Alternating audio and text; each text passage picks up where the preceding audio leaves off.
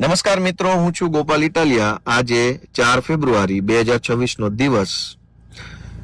હું એક રસ્તા ઉપરથી જઈ રહ્યો છું અને આપણને ઘણી વખત એવું થાય કે સરકાર ભ્રષ્ટાચાર કરે છે અને ભ્રષ્ટાચારના કારણે રોડ તૂટી જાય છે, બ્રિજ તૂટી જાય છે, પાણીની ટાંકીઓ તૂટી જાય છે, બહુ ભ્રષ્ટાચાર થાય છે, પૈસા ખાઈ જાય છે. પણ એવું નથી. સરકાર આપણા જીવની અને આપણી ગાડીની સલામતીની ચિંતા કરે છે. હમણાં હું તમને બતાવું, અહીંયા એક બ્રિજનું કામકાજ ચાલુ છે. હું જે જગ્યાએ જઈ રહ્યો છું ત્યાં જાઓ અહીંયા એક બ્રિજનું કામ ચાલુ છે અને હું તમને બતાવું કે કેવી રીતે સરકાર આપણા પોતાના જીવની ચિંતા કરે છે, લોકોના જીવની.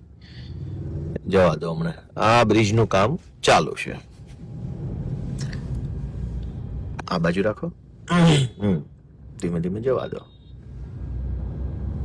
હવે સરકાર જે છે એ એવું ઈચ્છે છે કે લોકોનો જીવ બચવો જોઈએ અને એના માટે થઈ અને સરકારે જે કાંઈ પણ પ્રયત્નો કરવા જોઈએ, પ્રયત્નો પૂરેપૂરા દિલથી કરે છે કે ભાઈ લોકોની ગાડી જો ભટકાઈ જાય તો ગાડીને કંઈ થવું ન જોઈએ. બ્રિજ ભલે તૂટી જાય એનું કોઈ ચિંતા નથી, પણ ગાડી, ધીમે રાખજો, હવે ગાડીને કંઈ થવું ના જોઈએ.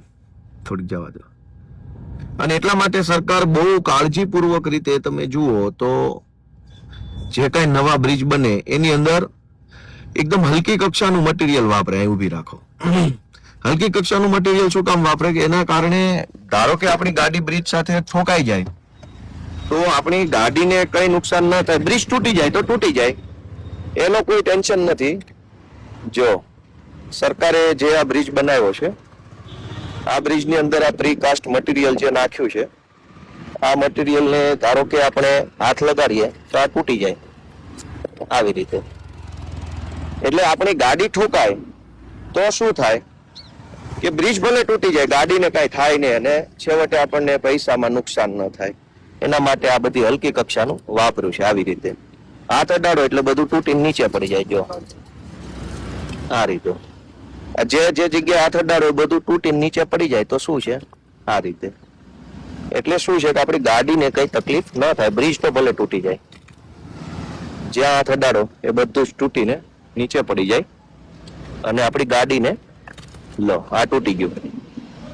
આ રીતનું આખું બધું ચાલે છે કામકાજ. કા ભાઈ, આ બધું છે, બધું ગાડી તૂટે નહીં એવું.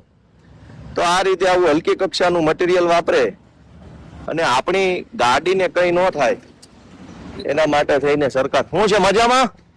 તમે કેમ એટલા બધા ચિંતામાં આવી ગયા? કોન્ટ્રાક્ટરની ચિંતા તમે માથે લઈને ના ફરો મારા વાલા. જો આ બધું આ તૂટી જાય એવું છે. જ્યાં હાથ અડાડો એ બ્રિજ આખો તૂટી જાય એમ છે. અહીંયા પણ તમે જોશો તો આ રીતે આ બધું તૂટી જાય છે બધું. અને હલકી કક્ષાનું મટીરિયલ એટલે વાપરે કે આપણી ગાડી અહીંયા ઠોકાઈ જાય તો ક્યાંય પણ આપણને ગાડીને નુકસાન ન થાય. અહીંયા તમે જોઈ શકો છો આ હલકી કક્ષાનું છે. હાથ અડાડવાથી તૂટી જાય.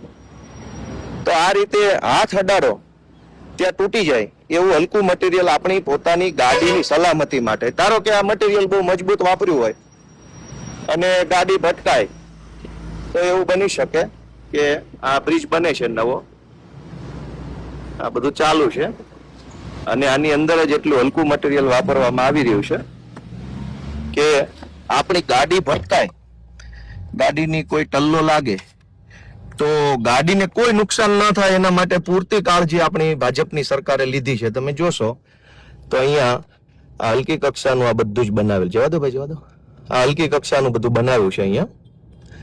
અને હલકી કક્ષા એટલે એવું નહીં માનવાનું કે આ ભ્રષ્ટાચાર છે કે અહીંયા પૈસા ખવાઈ ગયા છે કે એવું કશું નથી. માત્ર ને માત્ર જોરથી ગાડી ભટકાય અને ધારો કે બ્રિજનું મટીરિયલ મજબૂત હોય તો આપણી ગાડીને નુકસાન થાય, માણસને નુકસાન થાય. પણ મટીરિયલ હલકું હોય તો બ્રિજને નુકસાન થાય. બ્રિજ તો સરકાર બીજી વખત પૈસા ખર્ચીને કરોડો રૂપિયા બનાવી નાખે. પણ આપણે તો ગરીબ માણસો છીએ, આપણે ક્યાં બીજી વખત આપણી ગાડી લઈ શકવાના હતા. એટલે આપણી ગાડીની સલામતી માટે થઈને સરકારે આવું હલકું મટીરિયલ વાપર્યું છે. એ બદલ હું ભાજપની સરકારને શુભેચ્છા.